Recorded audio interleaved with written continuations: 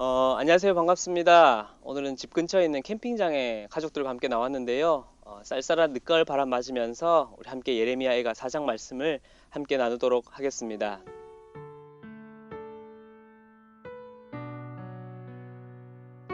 어린 시절 잡지나 한지 부록에 있는 미로를 풀어보신 적 있으신가요? 저는 어린 시절에 책을 좋아해서 그런지 책에 부록에 있는 그 퀴즈나 미로를 꼭 풀어봤던 것 같습니다. 막상 펜을 들고 처음 이 미로의 입구를 마주할 때에는 도대체 어디가 길인지 알 수 없어서 어렵기만 합니다. 그러나 그 미로의 전체 그 위에서 바로 출구를 따라 차근차근 길을 따라가면 그렇게 복잡하게만 보였던 그 미로도 쉽게 빠져나올 수 있습니다.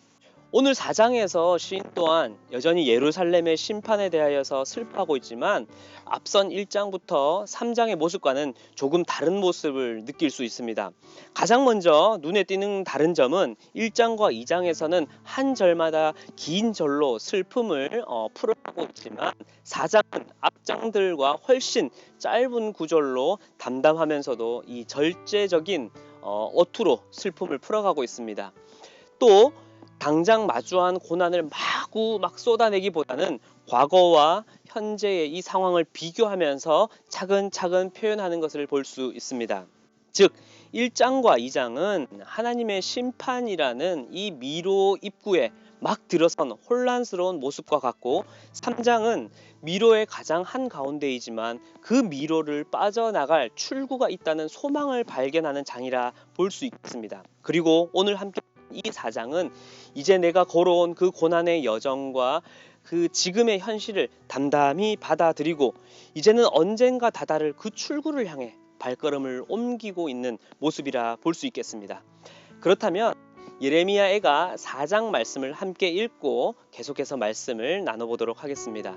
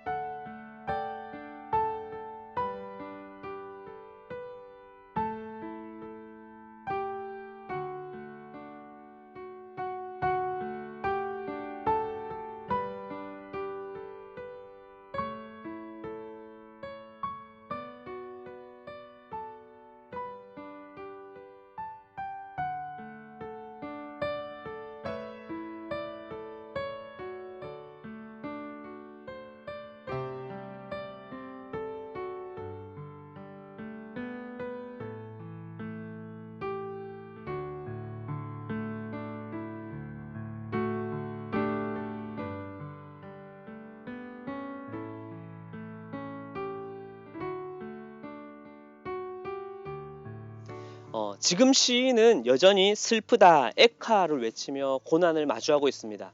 그러나 시인은 그 고난을 어느 정도는 받아들인 것과 동시에 소망을 붙잡으며 시를 풀어가고 있습니다.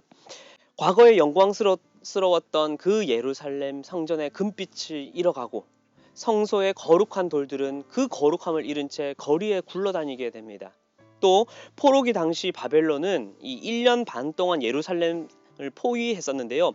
그때는 외부로 어떠한 물자도 조달할 수 없었고 아무도 출입할 수 없었습니다. 그렇다 보니 성 안의 백성들과 어린 자녀들이 굶어 죽게 생긴 것입니다. 저기 들깨들도 자기 새끼들에게 젖을 물려주는데 심판 앞에 유다의 이 어린 자녀들은 먹지를 못해서 고통 속에 놓이게 된 것이죠. 그 배고픔의 고통이 얼마나 심했는지 어른이나 아이 할 것 없이 가죽이 뼈들에 붙어 막대기 같이 말라갔습니다. 차라리 칼에 죽어버리는 게 낫지 이렇게 고통스럽게 사는 것은 더없이 절망적인 상황인 것이죠.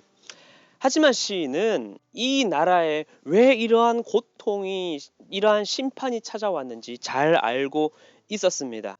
바로 하나님께서 이러한 심판을 주신 진짜 이유는 바로 하나님의 말씀을 전해야 하는 이 선지자들, 제사장들 때문이라고 말하고 있습니다. 즉, 그들이 마땅히 해야 할 일인 이 다가오는 재앙과 그 심판을 알리지 않았기 때문이라 오늘 말씀은 말하고 있습니다. 그런데 이것은 단지 그들에게 탓을 돌리는 것이 아니라 이 나라와 이 백성들 가운데에 하나님의 말씀이 없었고 그 말씀을 들을 귀와 마음이 전혀 없었음을 말하고 있는 것입니다. 여러분 혹시 내 눈앞의 어려움 속에 마치 좌우가 꽉 막힌 그 미로 속에서 힘겨워서 살아가고 계시진 않으십니까? 도대체 어디로 갈지 몰라 방황하며 계시진 않으십니까? 그렇다면 사방이 막힌 그 순간에는 바로 하늘을 바라보세요. 우리를 바라보시는 하나님께서는 분명 우리가 빠져나갈 그 출구를 알고 계시며 그렇게 우리가 그 하나님을 찾길 그 하나님께서는 기다리고 계십니다. 이제 그 하나님은 우리의 모든 미로의 해답을 분명히 알고 계십니다. 그 주님을 우리는 찾아야 할 것입니다.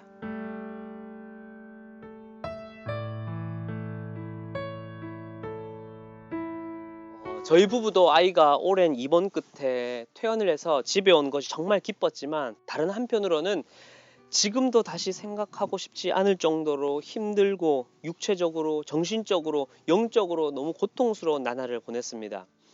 그런데 그 어둠 속에서 반복해서 지금까지 그 걸어온 길을 계속해서 저희 가정은 헤아려 보려고 시도하고 또 그렇게 노력했습니다.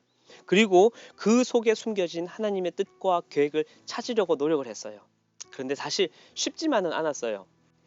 아이를 집에서 케어하기 시작한 지 한 2년쯤 되었을 때에 저희 아이의 이 간이식 수술의 차례가 돌아왔습니다.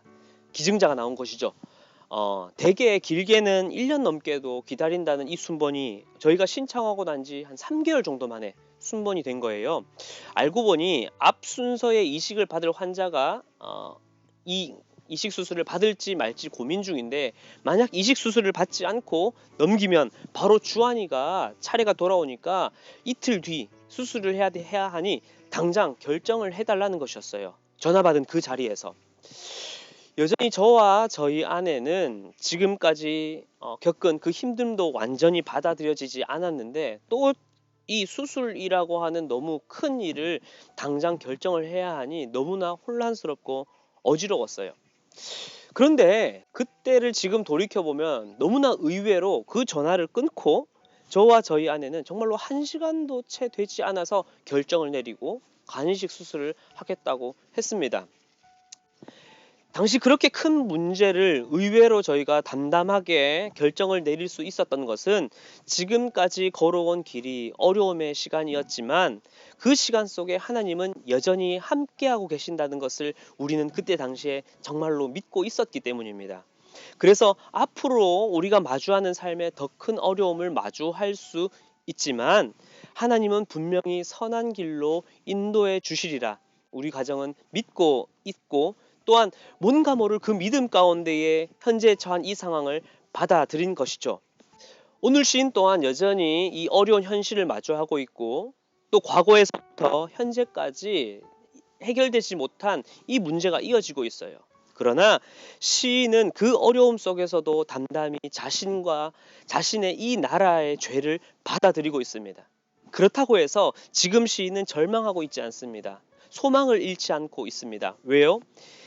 자신이 끝을 알 수 없는 그 심판의 미로 가운데 서 있다 하더라도 신실하신 하나님께서는 분명 우리와 맺은 그 언약을 지키실 것이며 그 언약대로 인자와 긍휼로 우리를 구원하실 것이라는 소망이 있었기 때문입니다. 지금 당장은 알 수 없지만 언젠가 때가 이르렀을 때에 분명 우리의 모든 형벌이 다할 것이고 하나님께서는 우리가 사로잡혀 가지 않게 하시며 그리고 우리를 다시 회복시키실 그 날을 기대하며 소망하며 바라보고 있는 것입니다. 그래서 시인은 심판이라는 그 미로 속에서 이 모든 미로의 답을 알고 계실 뿐 아니라 그 해답 자체가 되시는 하나님께 고개를 들어 시선을 두고 있는 것입니다.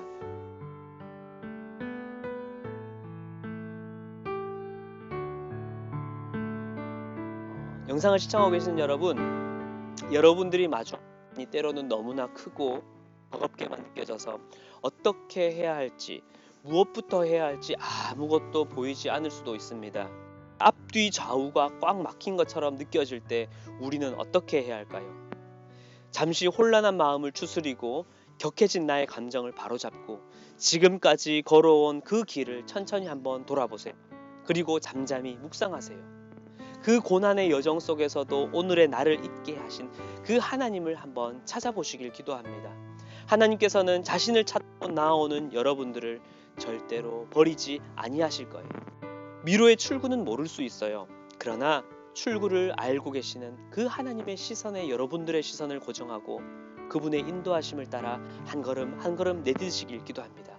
바로 그때 우리의 모든 고난의 멍에가 다하여 풀려지는 그날이 올 것입니다.